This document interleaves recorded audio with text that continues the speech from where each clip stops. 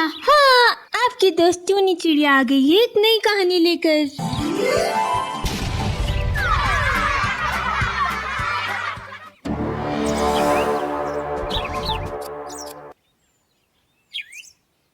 चुड़ैल माँ का बेटा।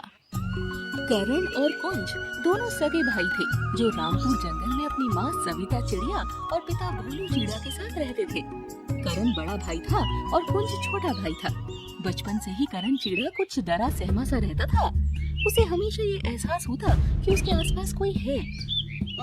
बेटा करण, अब तुम बड़े हो गए हो। अब इस तरह हर बात पर घबराना और डरना छोड़ दो। अगर तुम इसी तरह से डरते रहोगे तो उसका असर तुम्हारे छोटे भाई पर भी पड़ेगा। नहीं पिताजी, मैं बेवजह नहीं डरता हूँ। न जाने क्यों मुझे ऐसा लगता है कि मेरे आसपास कोई साया सा लहरा रहा है। बेटा, ये तुम्हारे मन का वहम है। देखो, तुम्हारी माँ तुमसे और तुम्हारा भाई कुंज से कितना प्यार करती है। अरे उसने तुम दोनों को कितने अच्छे से पाल पोस कर बड़ा किया है। अब फिर तुम्हें किस बात से डर लगता है? पिताजी, आप तो काम के सिलसिले में जंगल से बाहर चले जाते हो। बाद में माँ मुझ पर बहुत अत्याचार करती है और आपको कुछ भी बताने पर घर से निकालने की धमकी देती है। अरे अब कहाँ खो गए? सुन भी रहे हो मैं क्या कह रहा हूँ? जी जी पिताजी, सुन रहा हूँ। जैसा आपने कहा वैसा ही करूँगा। करण को समझा बुझाकर पिताजी जंगल से बाहर काम करने के लिए चले जाते हैं। उनके जाने के बाद करण, ओ करण, कहाँ चला गया? मैंने तुझे जो काम करने को दिया था वो पूरा हुआ कि नहीं? देख रही हूँ तो आजकल एक नंबर का काम चोर होता जा रहा है। तुझे जो भी काम करने को देती हूँ कभी पूरा नहीं करता।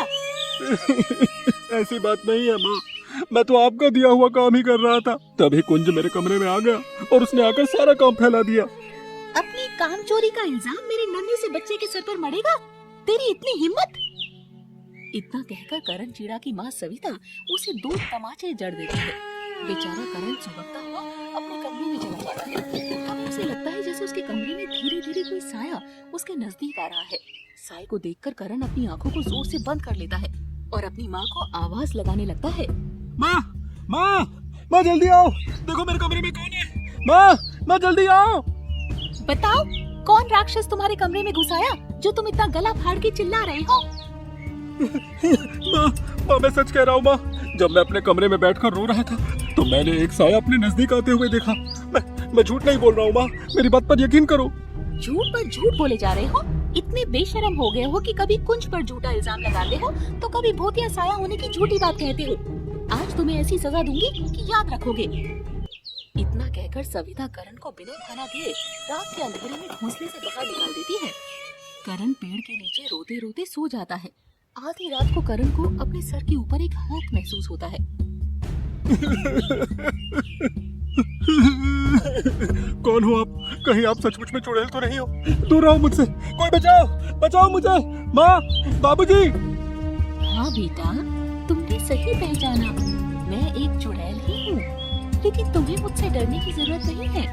मैं तुम्हारे आसपास तुम्हारा ध्यान रखने के लिए घूमती रहती हूँ। तुम्हें नुकसान पहुँचाने या डराने का मेरा कोई इरादा नहीं है।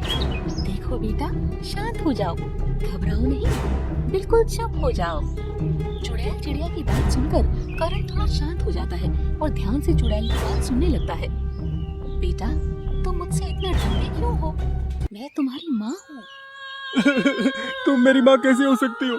मेरी माँ तो घर के अंदर सो रही है। अरे उन्होंने ही तो मुझे मार पीट कर घर से बाहर निकाला है। अगर वो सच में तुम्हारी माँ है तो बताओ, फिर उसने तुम्हें ही क्यों घर से बाहर निकाला? तुम्हारे छोटे भाई के साथ तो वो कभी ऐसा व्यवहार नहीं करती। माँ कहती है कि मैं बड़ा हूँ, इसलिए मुझे घर के काम करने चाहिए और अपने छोटे भाई कुंज का ध्यान रखना चाहिए। इसीलिए माँ मुझसे घर के काम करवाती है। तू बहुत भोला है रे करण। वो सविता तेरी सगी माँ नहीं है। मेरी मौत के बाद तेरे पिता ने सविता से दूसरी शादी कर ली थी, इसीलिए वो तेरे साथ सौतेला व्यवहार करती है और तुझसे घर के कामकाज करवाती है और मारपीट भी करती है। जब मैंने देखा कि वो सविता तेरे साथ अच्छा व्यवहार नहीं करती तो मरकर भी मेरी आत्मा को शांति नहीं मिली, इसीलिए मैं तेरे आसपास भटकती रहती हूँ। क्या कहा? आप सच कह रहे हो? आप मेरी सगी माँ हो? क्या जो साया मुझे हर समय अपने आसपास दिखाई देता था वो आप ही हो माँ? हाँ बेटा, वो साया जो तुम बचपन से देख रहे हो वो कोई और नहीं, मैं ही हूँ। लेकिन आज जब सविता ने तुझे बिना बात मारपीट के अंधेरे में घर से बाहर निकाल दिया तो मुझसे बर्दाश्त नहीं हुआ और मुझे तेरे सामने आना पड़ा। अब मैं इस कविता को नहीं छोड़ूंगी।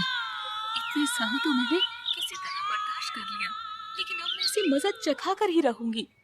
अगले दिन सुबह के 6 बज गए हैं, अभी तक पड़ा सो रहा है।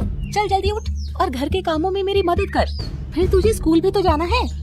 करण चिड़ा झाड़ू लगाने जा रहा होता है कि तभी उसकी चुड़ैल माँ वहाँ आ जाती है। मेरे छोटे से बच्चे से तू घर के काम करवाएगी और फिर तू दिन भर बैठकर यहाँ आराम फरमाएगी और इसके पिता के आने पर झूठ बोलकर इसकी डांट पड़वाएगी। यही तो करती आ रही है ना तू परसों से। आज मैं तेरा खून पीकर तेरी कहानी खत्म कर दूंगी। करण के पिता ने तुझसे इसीलिए शादी की थी कि उसके बच्चे को एक माँ का प्यार मिल सके। माँ क्या ऐसी होती है जो अपने बच्चों में इतना भेदभाव करे कि एक बच्चे को तो पलकों पर बिठा कर रखे और दूसरे बच्चे से घर के काम करवाए और मारपीट करे। तेरे जैसी माँ के होने से तो माँ का ना होना बेहतर है। इसीलिए आज मैं तेरा खून पीकर इन दोनों बच्चों को फिर से अनाथ कर दूंगी। नहीं नहीं, मेरी सविता माँ को छोड़ दो। ये जैसे भी है, मैंने बचपन से इन्हें ही अपनी माँ माना है। मैं नहीं चाहता कि मेरे कारण इनको कोई भी चोट पहुँचे। बेटे करण की बात सुनकर सविता चिड़िया की आंखों में आंसू आ जाते हैं।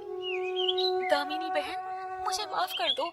मैंने तुम्हारे बेटे करण के साथ बहुत बुरा व्यवहार किया, लेकिन आज मैं वादा करती हूँ कि आज से मैं करण को भी अपने बेटे कुंज की तरह ही माँ का प्यार दूंगी। हो सके तो मुझे माफ कर दो। सविता चिड़िया के आंसू और करण की बार बार विनती करने पर चुड़ैल माँ सविता को माफ कर देती है और फिर सविता भी करण को बहुत प्यार से रखने लगती है। उस दिन के बाद करण को भी कोई साया दिखाई नहीं पड़ता है।